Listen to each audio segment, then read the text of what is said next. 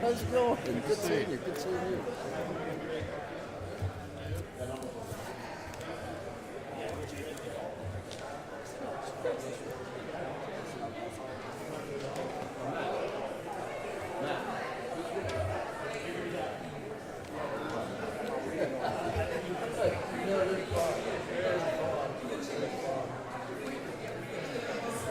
See, Paul, indoors and everything. I know. We're a learning organization. As opposed to woke. Woke is very. I still remember when Mitch. I think it was like after I don't remember what he handed his speech by going "Stay woke," right? Like that hasn't aged that well. No. Just waiting for one more.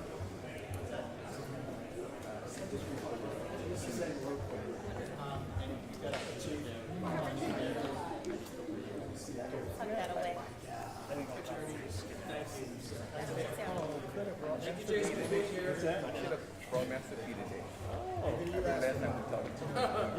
That's why I'm careful when I ask for. Hey, Jeannie, I just want 3 more wishes. Y'all been doing great. Mike, Daniel. Mike's good. Very good report. Yeah. Mike, Brandon.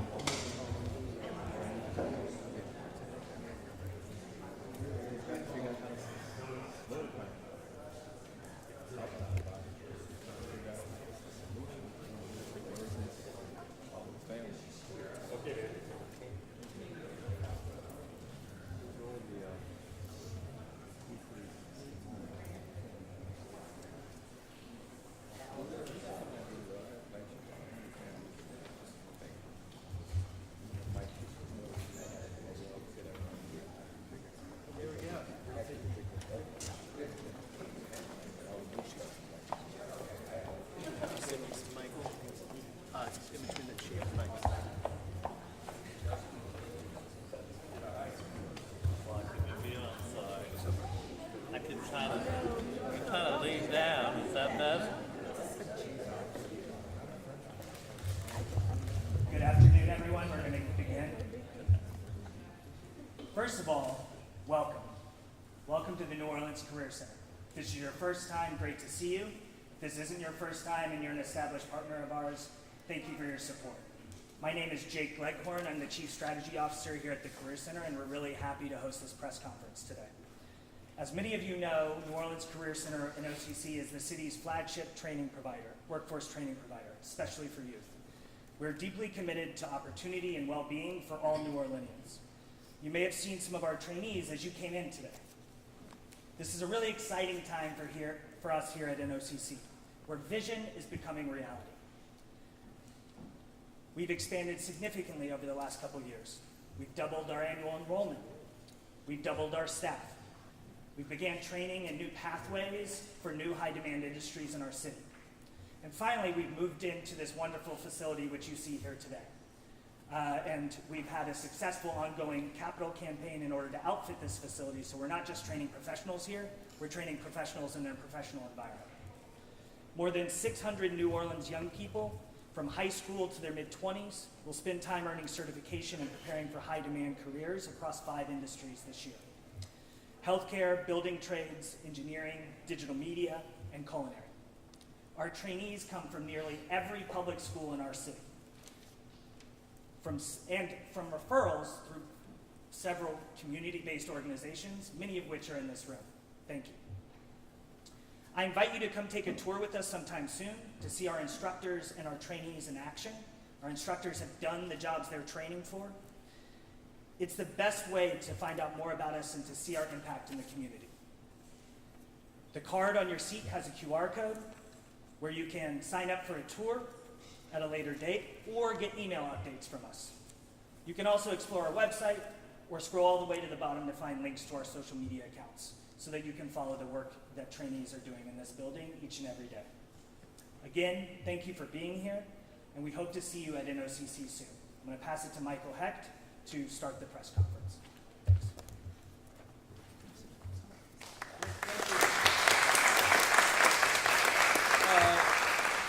Jake, thank you so much, and Claire, thank you for hosting us in this beautiful facility. We had our first press conference 2 years ago outdoors, and between the rain and the sun, we were all drenched afterwards. And so, as I said to Paul, we're a learning organization. So now we do this indoors. It's pretty remarkable to be here 2 years after that summer of 2022. If y'all remember at that time, I think it's fair to say that we were at a precipice. After a historic low in murder just a couple of years ago, we were unfortunately on track to be the murder capital of the country. There were carjackings that were, frankly terrorizing all neighborhoods, and there was even stunt driving that was creating this general sense of lawlessness. And for reasons first and foremost of ethics, it was morally unacceptable to see so many of our young people perishing. It just was not the kind of city that we wanted to live in. But also for reasons of economics, it was going to make it hard for us to provide good jobs for our citizens. We started the NOLA Coalition. And we did it with a dual platform. We said we're going to have better safety today, but then at the same time we're going to invest in our youth for tomorrow.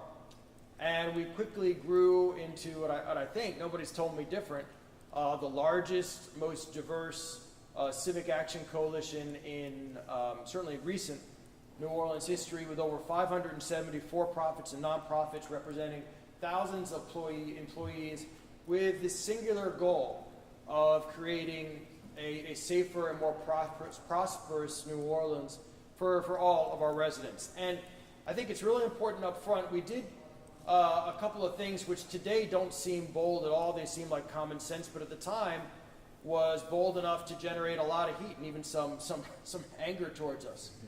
We first of all rejected the idea that public safety does not matter. We said that public safety does matter to all citizens. And then at the same time, we said we cannot police our way out of this crisis. It is not going to work. So we have to invest in our kids to create a better tomorrow. And so we created this dual platform, and I think as a result of the work of many you're going to hear from today, from the police and from the DA and all of you in the audience, but I think the momentum that we started, the turnaround has been dramatic. We've had a decrease in homicide of almost 50% relative to just 2 years ago, and some people say, well, that's just you tracking the national average. It's not. It's 3 times better or more than the national average. You can see on the monitor over here some of the other precipitous drops off of an index of 100. These are real drops. The numbers tell it to us, but when you walk the streets and when you talk to residents, you can also feel it qualitatively. But at the same time, we've raised over $8 million for youth services. We are actively investing in organizations like the New Orleans Career Center because we know that generational opportunity and generational hope is the only sustainable answer for the city of New Orleans. We still have work to do. One murder is too many. One child without hope is too many. And we're not going to stop until New Orleans is a city where every citizen can grow up with safety and with opportunity.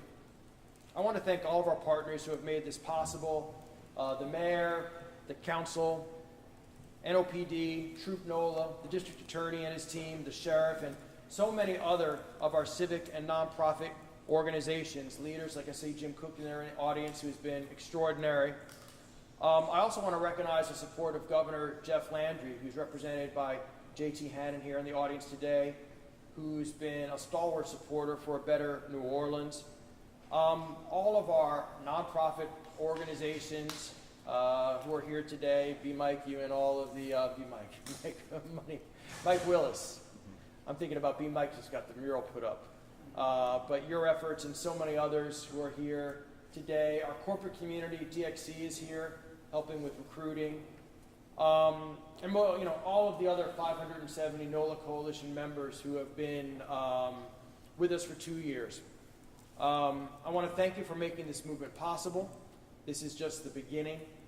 And I thank you for what you're doing for the future for our city and the future for our kids. And with that, I'm going to turn it over to one of the founders and leaders of the NOLA Coalition, a leader in so many areas, Kim Boyle of Phelps. Kim?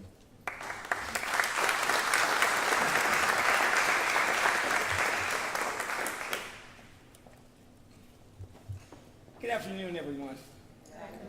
Okay, guys, we can do a little better than that. Good afternoon, everyone. It's great to see all of you, and in addition to our local partners like our police chief, who I'm thrilled to see this afternoon, as well as our district attorney, my very good friend, Jason Williams, I would also like to acknowledge our federal partner, Dwayne Evans, who is the U.S. Attorney for the Eastern District of Louisiana. I know Dwayne is here somewhere. Dwayne, if you can stand, please, and be recognized. Also, we're partnering with the NOLA Coalition, and I'm happy and honored to say Dwayne is a good friend. He was literally honored on Sunday night by the National Organization of Black Law Enforcement for all of the work that he does in this community. So Dwayne, thank you for being here this afternoon. I want to talk very briefly about the youth services platform of the coalition that Michael alluded to, but I want to give you guys a little bit more detail about how important this is to the NOLA Coalition. This is a $15 million program that has two primary priorities. One is to strengthen social services to support our youth. We think that that is absolutely critical.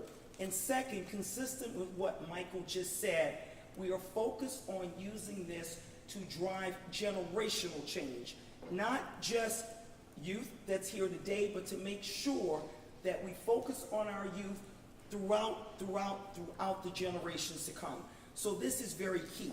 So the money that has been raised to date, we've raised $8.3 million. Now I want you to know how significant that is in such a short period of time. This is literally the second anniversary of the coalition, and we have already raised close to $10 million. But that money has been used and injected into a number of local nonprofits that focus on things like job training, community support, recreation, childhood literacy, youth advocacy, STEM education. I want to focus on the educational aspect of that. Family support, mental health and wellness. If you speak to any juvenile court judge, if you speak to any social worker, they will tell you one of the key issues that impacts the youth in our community are mental health issues. So all of these things have been funded as it relates to the money raised from the NOLA Coalition. So these grants are issued consistent with the following guiding principles. The first and foremost guiding principle is to invest in our youth to drive generational change for a safer New Orleans for all residents.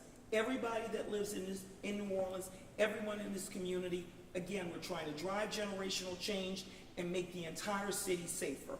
Make New Orleans a safe place to live and raise a family, and we're going to focus, the criteria we focus on, we look for impact. What is the impact of the money that's being issued?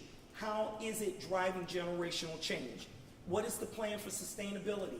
Once you get a grant, what are you doing to sustain it? And what are you doing to continue to help the youth that are impacted by it?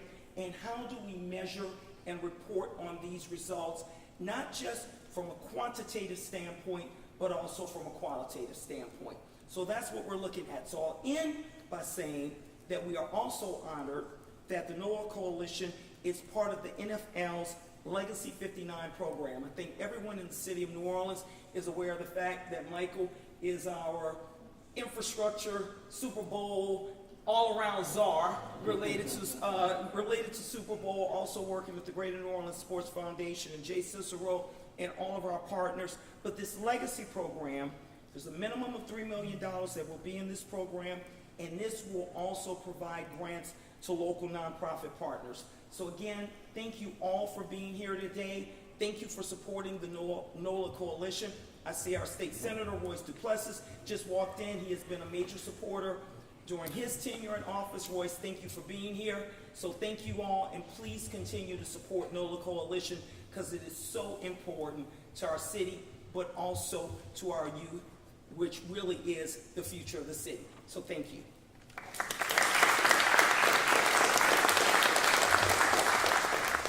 Thank you, Ms. Boyd. I really appreciated your remarks. I'm so delighted to be here today. I want to thank the NOLA Coalition. You were like one of the first groups I met when I got here about a year ago. So here you are on your second anniversary, and what you do for our community, because public safety is about a holistic approach. It really is. And if you have a dream and you have a hope, you won't pick up a gun. And you won't commit harm and crime on others. So that is why putting emphasis on career centers and investing in your youth does have everything to do with your safety.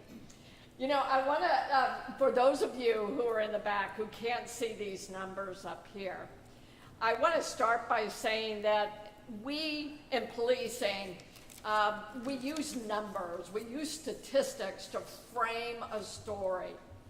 But for every statistic, and I'll never try to ever forget to start every comment, that represents, a number represents someone who is grieving, someone who is hurting, and this even one violence against another person is one too many.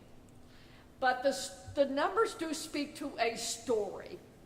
And so this is the fruit of this holistic approach.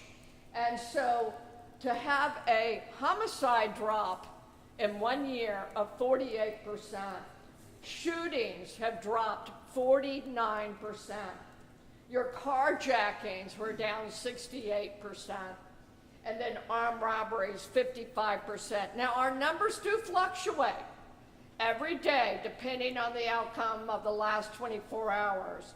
But I want to add some other numbers that you may not see on a more regular basis or hear from us.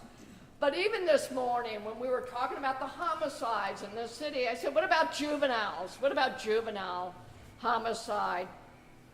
One is too many, as I said, but in the past 1 year, we have decreased juvenile homicides by 71%.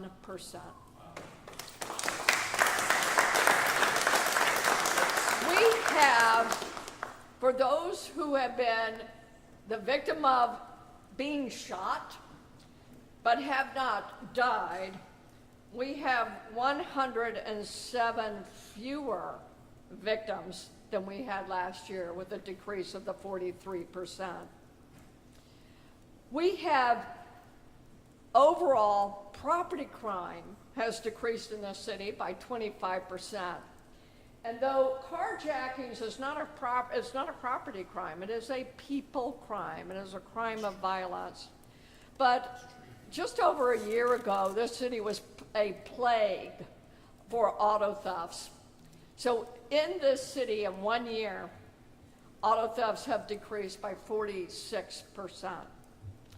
You and I are more likely to be the victim of all the crimes that you could be a victim of, having your car broken into, the vehicle burglaries. We have decreased those burglaries of your vehicles by 44%. But I want to emphasize something, because I'm going to give you another statistic associated with car break-ins. Folks, get your guns out of your cars, okay? Now, we have reduced, or there is a reduction of 44% of guns being taken from vehicles. But y'all, that's what they're going into your vehicle to get. Take them out of your car and safely lock them up. Now, I know that we are a city of tolerance. I love that about New Orleans. But we are not a city of lawlessness. And they are two different things. And so I appreciate this community as a wraparound approach. And you are seeing the results with the fruits that we use statistics to frame. But we have an exciting future. Everyone knows that we're looking for the best of the best, and what a better place to be than here to recruit. Because if you're a winner, you will always be attracted to the best teams. New Orleans Police Department is that best team.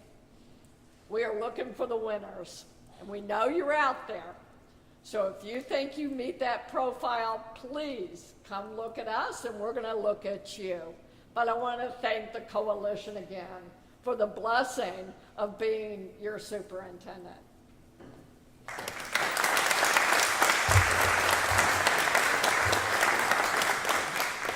Thank you very much, Chief. Thank you. Thank you. You know, Michael, it's pretty amazing looking back at the NOLA Coalition, because I think one of the big things the NOLA Coalition was about is, and it's so unique because it was able to pull every single part of the community together around a shared set of issues and platform ideas. And I think Michael touched on two of them, and Kim got on one specifically, which was around youth services. And the other one that I'd like to address is support for NOPD, which is, I think, very appropriate following the chief. But you know, when we started the NOLA Coalition, and by the way, I'm Greg Rusevich, I'm on the steering committee. Forgot that for a minute. Greg Rusevich on the steering committee of the NOLA Coalition. So anyway, but when we started it, the other part of that platform, in addition to the one Kim spoke about on youth services, which is so critical for the long term, we said, you know, we have to support our officers. And the first thing we have to do at the time, and you all recall the debate we had, the vigorous debate we had in this community about giving police more money. NOLA Coalition was right at the spearhead of that, saying we must give our officers more pay, more resources, more support, and more technology, and in order for them to perform at the very highest level. And I think we've seen that. The police pay and retention bonuses, which were passed at the time, have led, I think there's no question about it, and the stats show it, have led to more officers staying on the force, higher officer morale, thanks to the chief as well, and a significantly improved retention rate. Now, we still, and we agree with the chief on this, and she has indicated that recruiting is one of the primary challenges, and we agree. And we're right there with her to help at that top of the funnel, particularly on the marketing side, to make sure that we get more applicants and ultimately more test takers and ultimately more officers on the street, which I think we all agree we need. So there are a couple of specific actions that the NOLA Coalition has taken in this. I saw that, I think DXC is here. There are a couple of, there they are, a couple of our representatives from DXC who are working very hard on a state-of-the-art recruiting app for NOPD, which will actually be AI focused, which will be really cool. So, yeah, really helping NOPD with the recruiting app, which the NOLA Coalition has brought DXC in and working with them on that. And we've also funded an upgrade to the NOPD's CRM and Salesforce program, which is really, I don't know if Chris Reed's here. There you go, Chris. I know Chris has been at the forefront of that as well to work on that effort. And now we're just getting to the point where we're going to be doing a national assessment of best practices across recruiting. You know, the business community is looking at supporting that effort and identifying if there are any other areas we're missing that we could support the chief on to make sure that we have the right policies in place and the right procedures in place in that recruiting effort to make sure we recruit more officers. And then finally, what we're doing on the corporate side is that, you know, we've got several hundred members of the corporate members of the NOLA Coalition, and in that private sector side, there's a lot of detailed marketing knowledge. And so we have offered to NOPD to work, and we'll continue this, to work in collaboration in terms of bringing that marketing expertise from the private sector jointly with NOPD to make sure that the best marketing practices, digital marketing and others, are in place.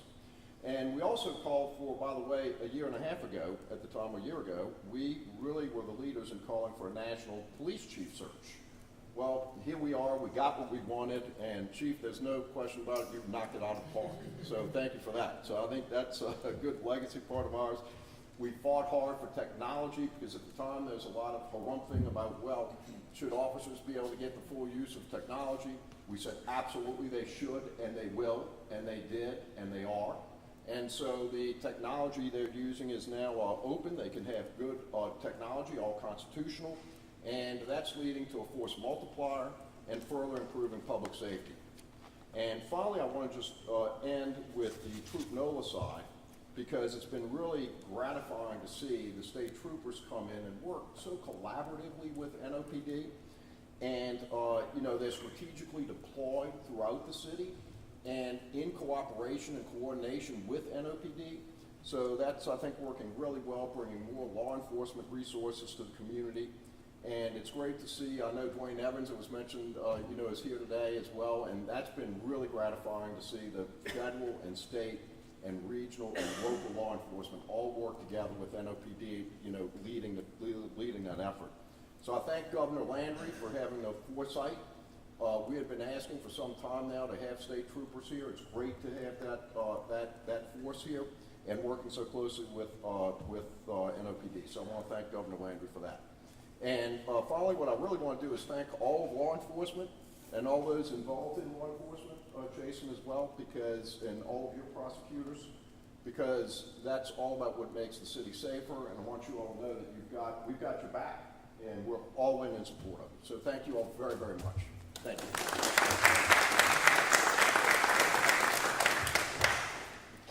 Thank you to all the members of the coalition that are here. I do realize that this is voluntary. Michael, voluntary. Kim, voluntary. Greg, voluntary. They all have, everybody, all of you have day jobs, but you're making very large sacrifices to make this city better.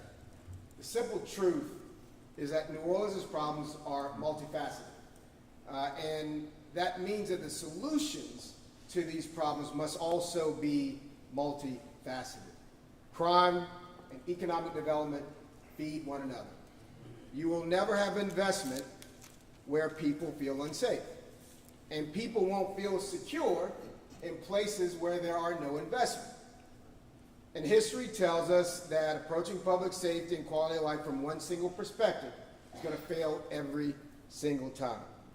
And over the past 2 years, we have seen an unprecedented amount of collaboration between business and nonprofit leaders, government agencies, regular New Orleanians, faith leaders to tackle these issues, and it has had a palpable impact on the city of New Orleans. I'm thankful to my partner in crime, Chief Kirkpatrick, my partner in crime, Dwayne Evans, Darlene Costanza, all the people that do it day in and day out.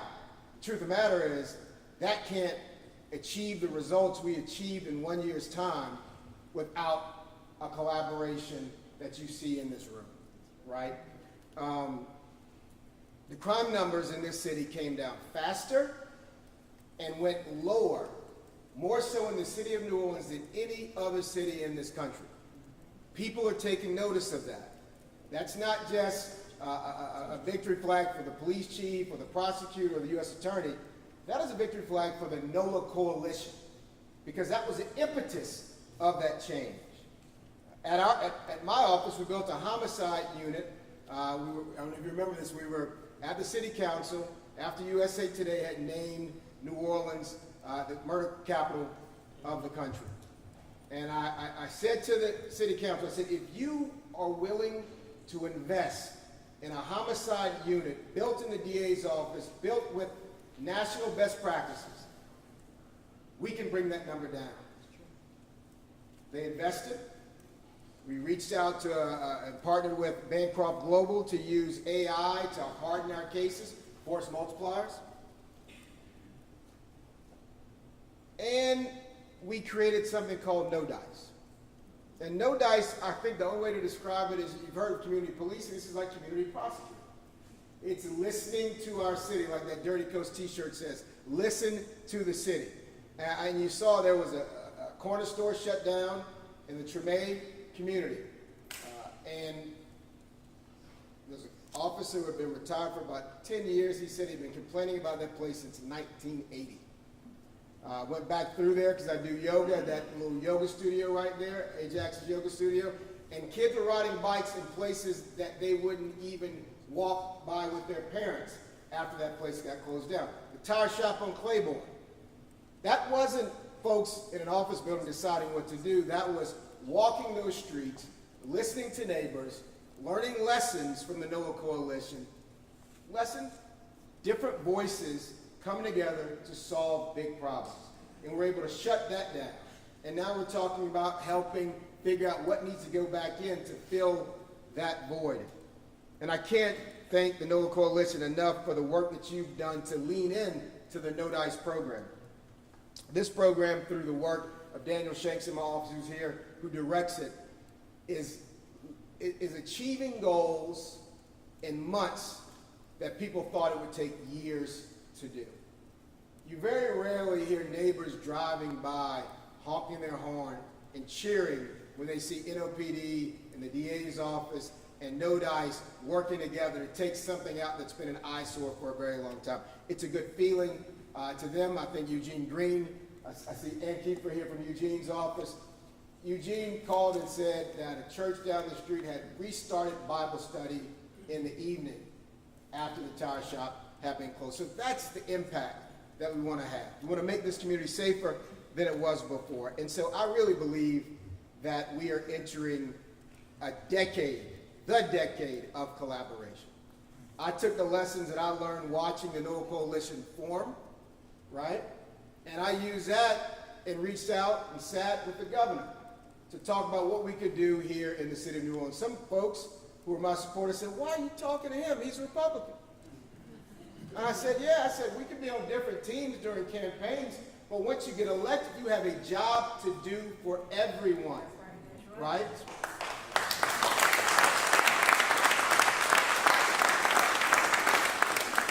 And I thank the governor. I think he'd be here if he was in town because he's very excited about the NOLA Coalition for heeding the call. I asked John Bell Edwards when I was on the city council, I said, could the state troopers stay longer than Mardi Gras? And the governor said, well, he set up Operation Golden Eagle. But that was just a few weeks. And then so I asked this other governor with an R in parentheses behind his name for the exact same thing. And he said, "You know what? Yes, I'll do that." And he doubled down and gave us a permanent troop. That's a very big deal. Because when you call 911 and you are finding yourself in the worst moment of your life, you don't care what uniform someone's wearing. You don't care who they voted for or what parish they might have lived in, right? And so that's what NOLA Coalition has set up. It's set up a model for us to work together. And we're going to keep doing that. You're going to see some other exciting partnerships.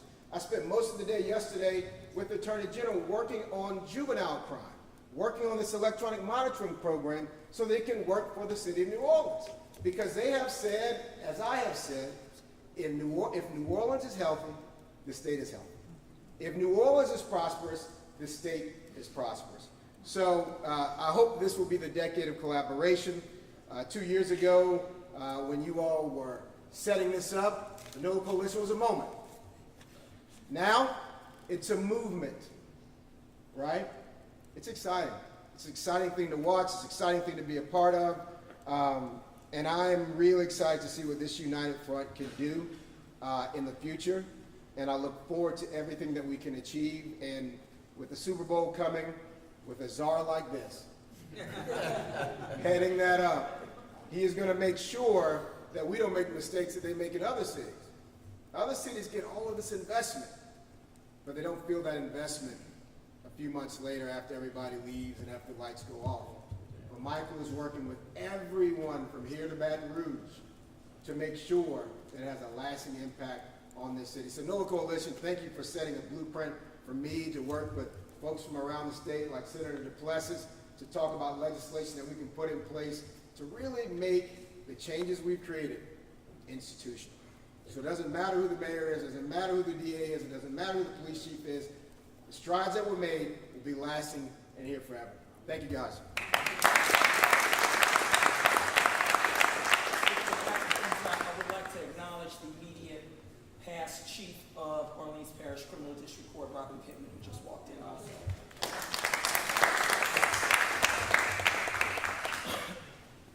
Good afternoon, everyone. My name is Daphne Barnes, and I'm the Executive Director of Economic Mobility at GNO Inc. And earlier this year, our esteemed leader, Michael Hecht, entrusted me with taking leadership of the NOLA Coalition. It's a pleasure to speak with you today about the exciting future of the NOLA Coalition and our steadfast commitment to improving the lives of our city's youth and the community at large. We are, as Kim stated earlier, we are incredibly proud to work with the NFL on their Impact 59 program powered by Energy, alongside the Super Bowl host committee, the New Orleans Saints, the Greater New Orleans Sports Foundation, Ochsner, and the United Way of Southeast Louisiana. This will be instrumental in supporting the invaluable work of our nonprofit partners. These organizations are the heartbeat of our community, tirelessly providing critical services, mentorship, and opportunities that help uplift our youth and our families. With this support, we're ensuring that the work of these nonprofits can not only continue, but thrive, driving long-term positive change throughout New Orleans. Additionally, as our DA has stated, we are working with their office through the No Dice initiative, which is crucial to our overarching plan of increasing generational wealth in our city. Together, we are focused on creating a safer, more prosperous future for our residents, with programs aimed at breaking cycles of poverty and promoting economic mobility for all. This collaboration speaks to our belief in a comprehensive approach to building wealth through education, support, and meaningful opportunities for growth. Perhaps one of our most exciting new ventures is the launch of our Pathways pilot program this year. This initiative is designed to engage young people who are employment ready and connect them to high-wage, high-growth career pathways that provide mortgage-sustaining jobs. By equipping them with the necessary skills and knowledge, we're opening doors to careers in industries that can sustain families, stabilize our neighborhoods, and build wealth across generations. The NOLA Coalition is deeply committed to ensuring that our young people and families have access to the resources and opportunities that they need to succeed. And these initiatives mark just the beginning of our work ahead. We are energized by what's to come and grateful for your continued support as we strive towards a brighter, more prosperous future for New Orleans. Thank you.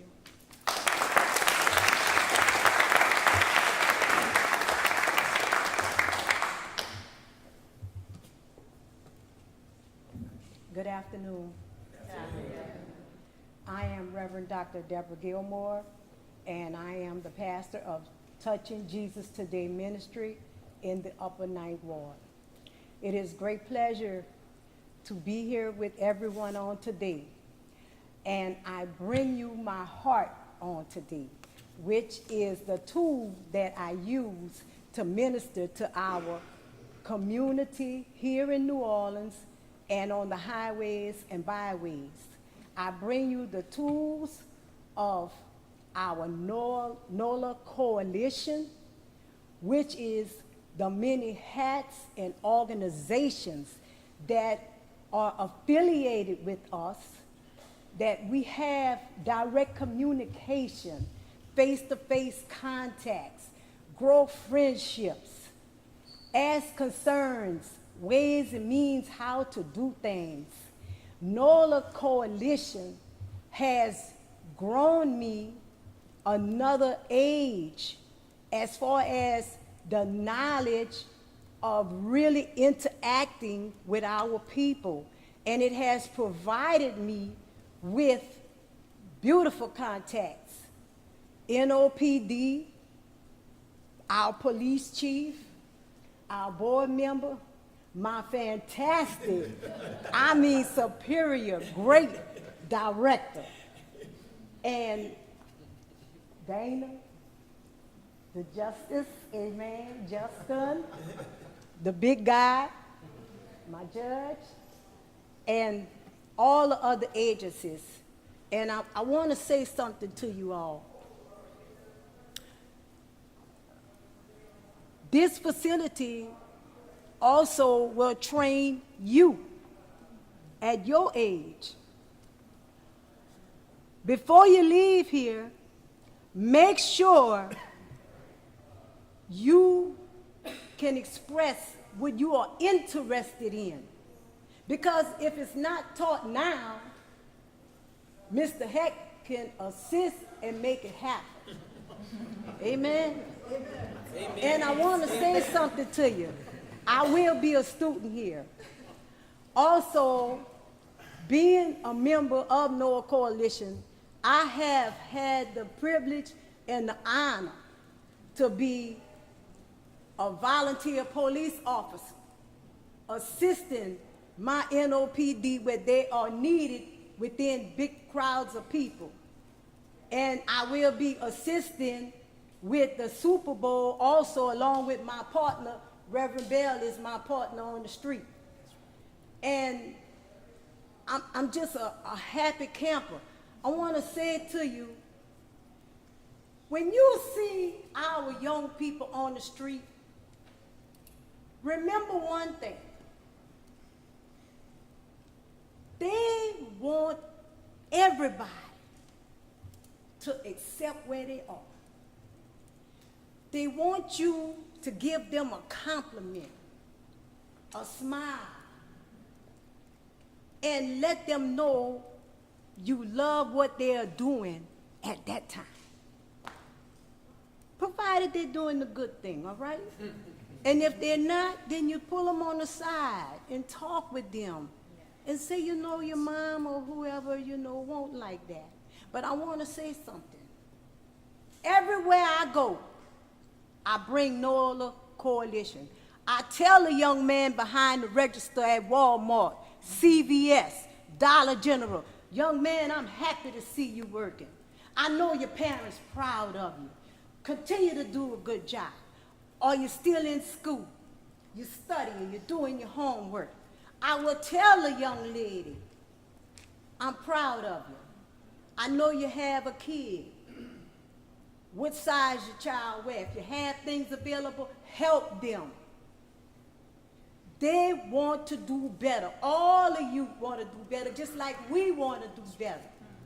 That's right. And we want to keep excelling past our capacity. And I want to say thank you for listening, and God be with you.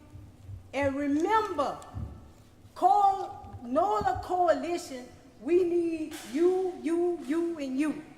We need everybody. We even need our media to come and be members with us. We all need each other. And I just want to say one more time, I thank you, sir, for the privilege and honor to be a member of this great organization, as I am a member of other organizations. But I have the connection here to bring to the world what they need when they're not accessing it themselves. Thank you.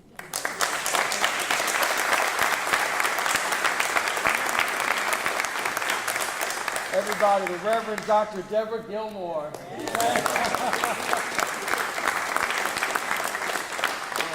Thank you. So to end this, I also want to recognize that Representative Alonzo Knox is with us, best latte in the whole legislature. So thank you. Just two quick things. We're going to do some Q&A avail for the media now, and then everybody who's here from NOLA Coalition, please come up afterwards. We want to get a photo with everybody because really the members are the message. But first, if people have any questions for any of our speakers, we're happy to take them at this time, and then we'll do a photo.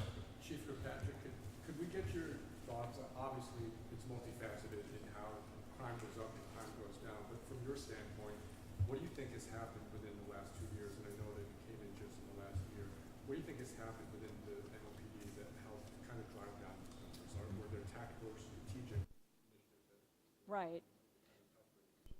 So two things. First of all, to emphasize again what the DA said, there are very real partnerships that that we meet on a weekly basis between the DA, the U.S. Attorney, the other federal partners and local partners. We literally meet in a room, and we combine the no dice plan with a strategy that I had brought from Oakland. It's an Operation Ceasefire model, but we call it GRIP. And so we have a very focused, precision-based policing strategy. Folks, we know that very few people cause most of the harm.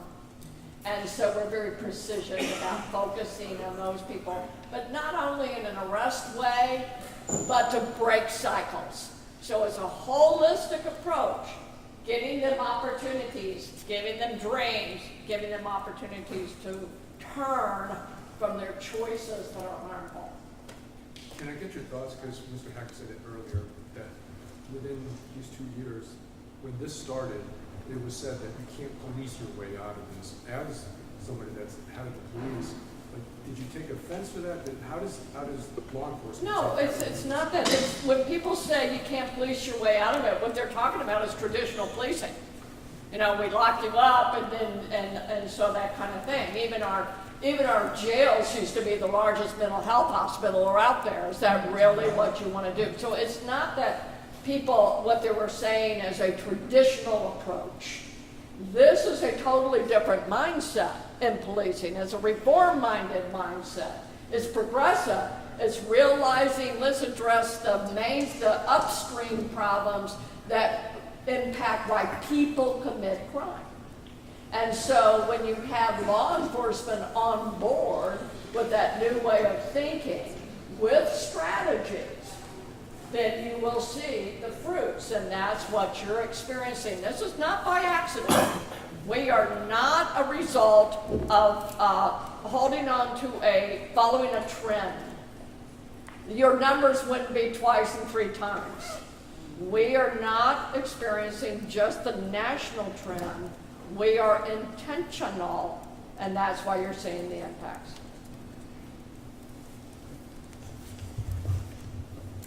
Thank you. I just wanted to acknowledge Councilmember Oliver Thomas is here with us as well. And I see Judge Arthur Hunter as well over there in the resolution. Any other questions from the media for our panel? Otherwise, we'll get everybody for the class photo. Can I make a comment? Yeah, please, Mike. Yeah. Okay, so I think basically everybody need to understand when we say we can't police our way out of everything, that means we also need the community support. Right? So now like she was saying, we can't police our way out of everything. We basically also need community support with this effort. This is not something that police officers alone can do. What are we willing to do as community and community leaders? All right? So before we get to throwing names at the city council, the mayor, the district attorney, and everybody else, what are the community willing to do? What are we willing to do? Are we willing to step up and help the efforts of preventing crime? Because that's what all this stuff is really about, prevention. All right, so I think that we're doing a great job, but we have to do better also as a community. Citizens have to step up at the same time.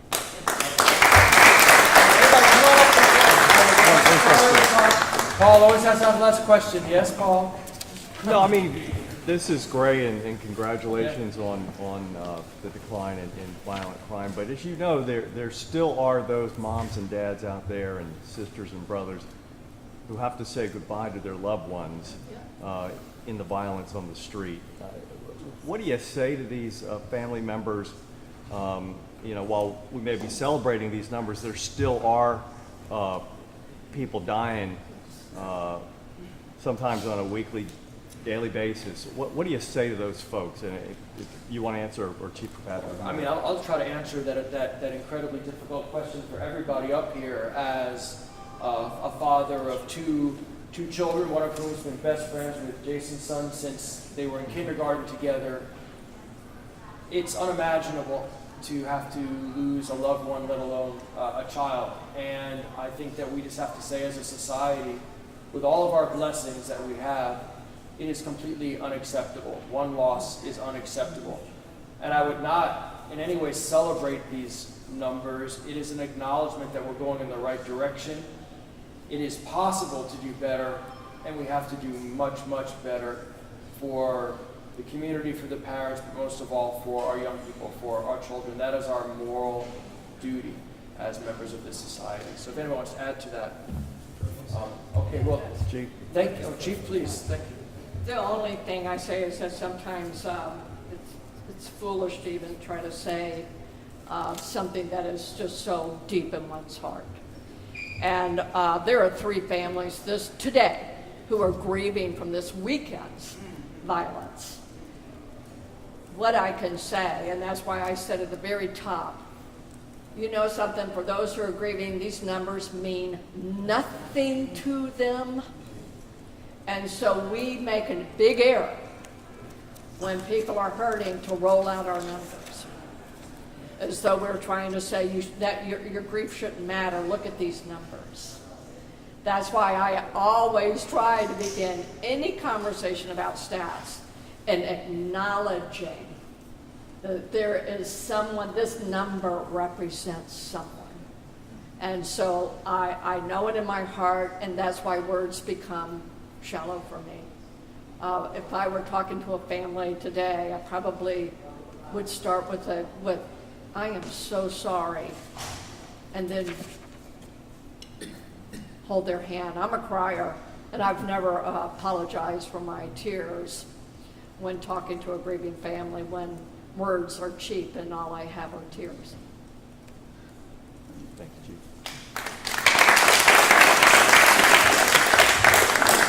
Thank you, everybody, for your attention. We invite the NOLA Coalition to come forward now, please, everybody. Apparently the media too now. You guys have been recruited.